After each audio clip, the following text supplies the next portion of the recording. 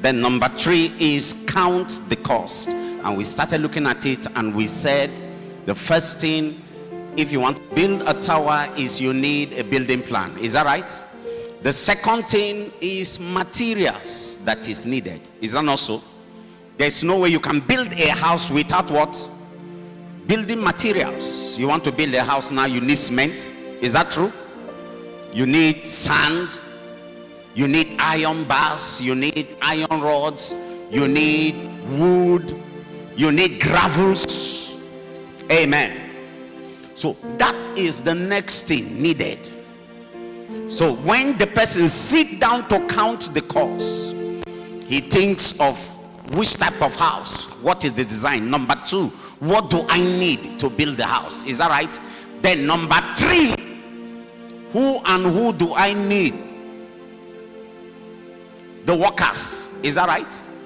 To build the house.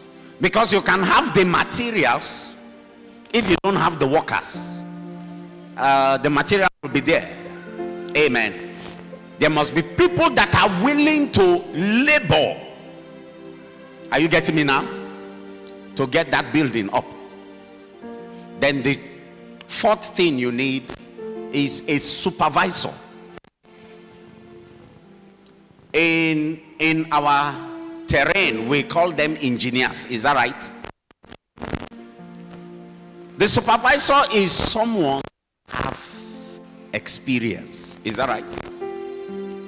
He has built houses. You don't just pick anybody to come and supervise your building. The person must have a track record. There must be things on ground, houses on ground, that he will tell you, I'm the one that supervised that house. Say, you know that house at that corner along that street, I'm the one that supervised it. So when you go and check out the house, you say, oh, if he can supervise this, I think this building in his hand, he will be able to supervise the building. If you say you don't need a supervisor, now listen very carefully. If you say you don't need an engineer, you just gather mason and laborers, and you give them the plan. By the time the house is you will not want to enter the house because it might collapse on your head. Is somebody listening to what I'm saying? Yes. So you need somebody with track record of experience in building house, and we call supervisors that supervise the building of the house. I know many people have tried building houses and they supervise it themselves. I saw one house on social media, and it is a story building, and they have a staircase to get to the top floor. But by the time you see the staircase, the staircase where the stair end, for you to get on the pavement of the floor, you must be a bed. So my question is, who was the engineer that designed this house? I can guarantee you the person designed the house himself and built it himself. Amen. So that is why supervisors are good, especially those that have track record. And you know, there are some masons that, because they've been working closely with good supervisors, so by, not necessarily by training, but by experience, they can supervise your house. Amen. All right. So, and I'm not saying the person must fully be probably a building engineer or the rest. Are you getting me? As long as he has the experience, that's the key thing. There are houses that he has supervised. That person can be a good supervisor for you. So if you look at it, it's about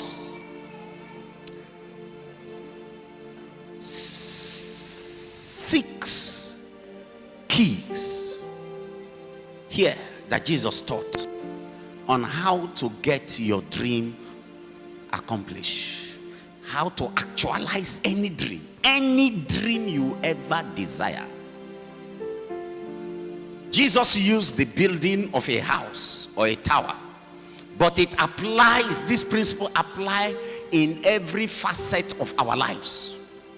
If you can master this principle, every dream or every project God put in your heart this year, I want to assure you, you will accomplish them. You will fulfill.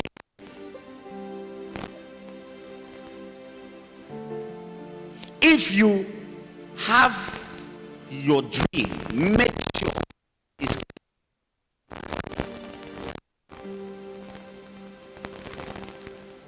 that even when they wake you up in the night, you know that this is the direction. From the day I started dating Mama, are you getting me? To when we married, from the first day, my direction was clearly defined. My life was set. She knew this is the direction of this young man. This is where he's headed. It's not between. It is, honey, baby. Then I was calling baby. You know that I'm a pastor. She said yes.